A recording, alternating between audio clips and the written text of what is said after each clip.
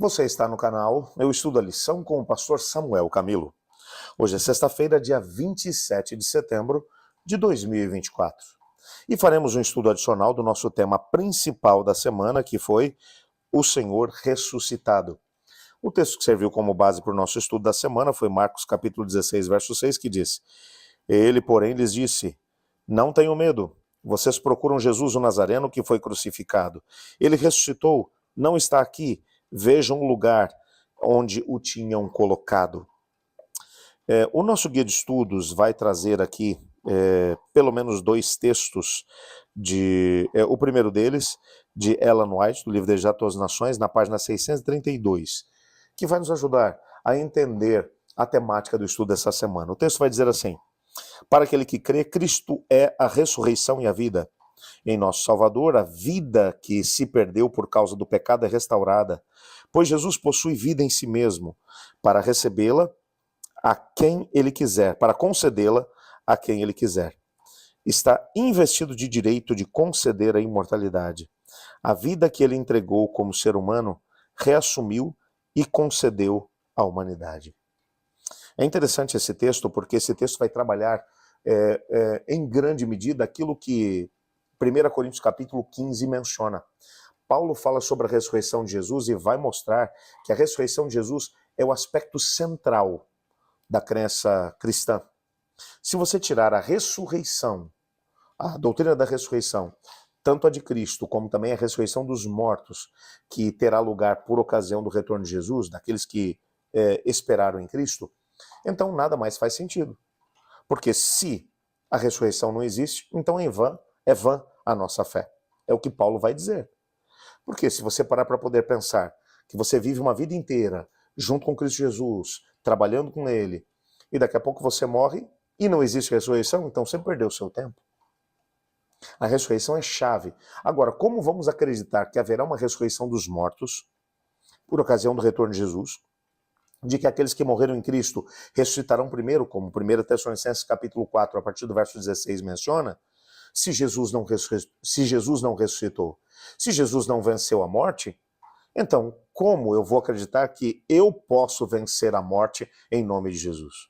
Você percebe como que tudo está entrelaçado? Jesus é a ressurreição e a vida. Ele afirmou isso, João capítulo 11 vai falar sobre isso, quando, por ocasião da morte de Lázaro, Jesus vai se encontrar com Marta e Marta vai dizer: Senhor, se o Senhor tivesse aqui, meu irmão não tinha morrido. Jesus vai olhar para ela e vai dizer: mas Marta, eu sou a ressurreição e a vida. Aquele que crê em mim, ainda que morra, viverá.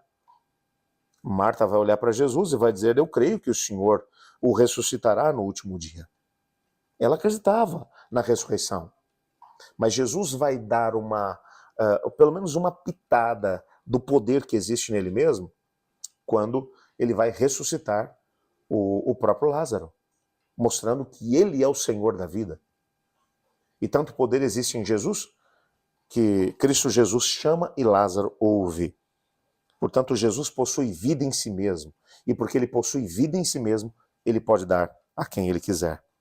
Um outro texto que vai aparecer aqui é um texto da obra A Lógica da Fé, Respostas Inteligentes para Perguntas Difíceis sobre Nossas Crenças, nas páginas 73 a 81, que diz assim: historiadores ateus que não aceitam a ressurreição admitem que Jesus morreu e que depois da sua morte, muitos afirmaram ter visto Cristo ressuscitado. E como resultado disso, deram início ao núcleo do que se torna a igreja cristã. Alguns, na tentativa de explicar por que os discípulos afirmaram isso, argumentam que Jesus tinha um irmão gêmeo, ou que os primeiros discípulos tiveram alucinações, pensando que viram Jesus. Outros concluem que Jesus não morreu de verdade, mas que apenas desmaiou e mais tarde reviveu. Um autor chegou a afirmar que extraterrestres desceram e levaram o corpo de Jesus. Para uma análise desses argumentos, o texto aqui vai mencionar algumas obras que podem aqui nos ajudar. Você percebe que muita gente tem tentado encontrar explicações mirabolantes para tentar explicar como 11 homens, 11 porque Judas já tinha morrido, como foi que 11 homens iletrados e que passaram, desde que Jesus foi preso, passaram a maior parte do tempo amedrontados, fugindo, e ao mesmo tempo negando a Jesus. Como esses mesmos indivíduos, de forma tão destemida, conseguiram mudar completamente o mundo?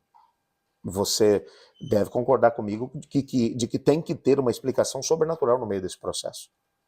Os próprios inimigos do Evangelho, lá no livro de Atos, mencionam que eles ficaram profundamente tocados quando perceberam o poder com o qual os apóstolos pregavam, porque eram homens iletrados e agora eles falavam como Jesus. Lá em Antioquia da Síria, foi o primeiro lugar onde os seguidores de Jesus foram chamados cristãos, e foram chamados cristãos porque havia um poder agindo neles que fazia com que eles falassem e agissem como Jesus falava e agia. Nessa perspectiva, você percebe que é mais difícil não acreditar que Jesus ressuscitou, porque aí você vai ter que encontrar uma explicação, no mínimo, mirabolante, para poder explicar como foi que esses indivíduos conseguiram se espalhar pelo mundo inteiro e fazer com que o mundo soubesse a respeito de Jesus. A própria pregação do Evangelho é uma das maiores evidências de que Jesus realmente ressuscitou. Bem, e assim nós chegamos ao final de mais um trimestre. Eu quero te agradecer imensamente por ter estudado comigo o Evangelho de Marcos. Mas amanhã nós vamos começar um estudo completamente novo. Dá uma olhada para isso. A minha lição está até com um cheirinho de novo. Confesso a você que ainda não abri a lição para poder ver ali os temas, começar a estudar. Vou começar a fazer isso a partir de agora. Mas a nossa temática vai ser temas do Evangelho de João. Vamos agora analisar a história a respeito de Jesus, mas com os temas mais importantes lá no Evangelho de João. Bom, só para poder te dar uma palhinha aqui, ó, eu vou abrir aqui agora. Eu estou olhando pela primeira vez, ó, minha lição nem foi aberta ainda. Olha as temáticas que a gente vai estar estudando.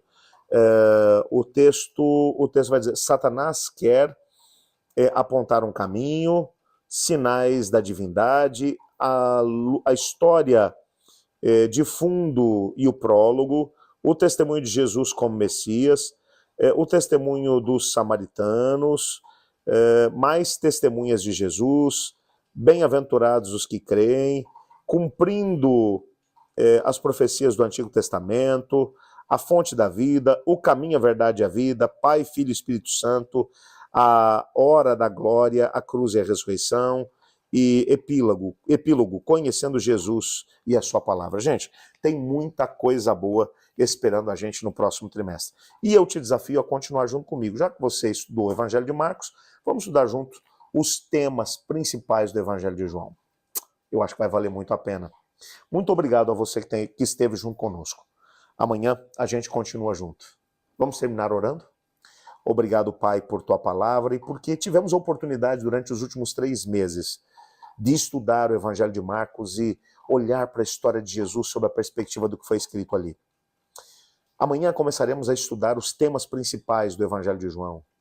Ajuda-nos a sermos edificados através desses temas. Nos colocamos em tuas mãos no nome de Jesus. Amém. Eu estudo a lição e você?